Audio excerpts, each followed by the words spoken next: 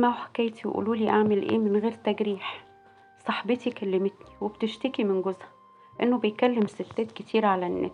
هي بتحبه جدا ومش عارفة تعمل ايه ولا تتصرف ازاي، وطلبت مساعدتي وقالت لي اني اكلمه على النت، خصوصا ان جوزها ما يعرفنيش. وقالت لي على كل المعلومات عنه، بيحب ايه وبيكره ايه وايه مميزاته وايه عيوبه. وكانت خطتنا اننا نركز على عيوبه علشان نهز ثقته بنفسه، علشان يتلم ويبقى ملوش في الاخر غير بيته ومراته وولاده. وبدأت فعلا اكلمه، وكنت باخد نسخ من المحادثات دي وابعتها لها.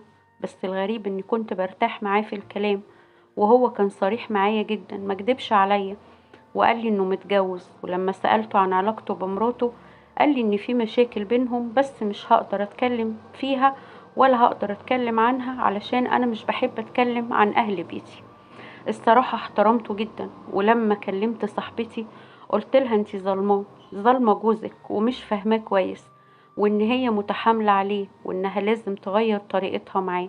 فطلبت مني اني اقطع الكلام معاه وما كلموش تاني. دلوقتي انا بقابل جوزها من غير ما هي تعرف، والصراحة معجبة بيه جدا وبشخصيته وباهتمامه بيا، لانه بيعاملني باحترام ومن غير اي تطاول، ودايما يقولي انه محتاج وجودي في حياته. انا حاسة اني بغلط اني بقابله، وحياتي اتلخبطت ومش عارفة احكي لصاحبتي ومش قادرة ابعد عنه. اعمل ايه؟ كل اللي اقدر اقولهولك، انا مش هجرح فيكي بالكلام، بس كل اللي هقدر اقولهولك ان انتي خنتي الامانة. انتي غلطانة وصاحبتك غلطانة، وهو ما صدق. ومش معنى انه قالك انه متجوز وفي مشاكل يبقى هو كده ملاك بريء. انتي خنتي الامانة، وصاحبتك كانت غلطانة لما دخلت طرف تالت بينها وبين جوزها. المفروض تحل مشاكلها بينها وبين جوزها وبس. مش هقدر اقولك اكتر من انك راجعي نفسك، لانك غلط 1,000,000%. ودي كانت حكايتنا النهاردة.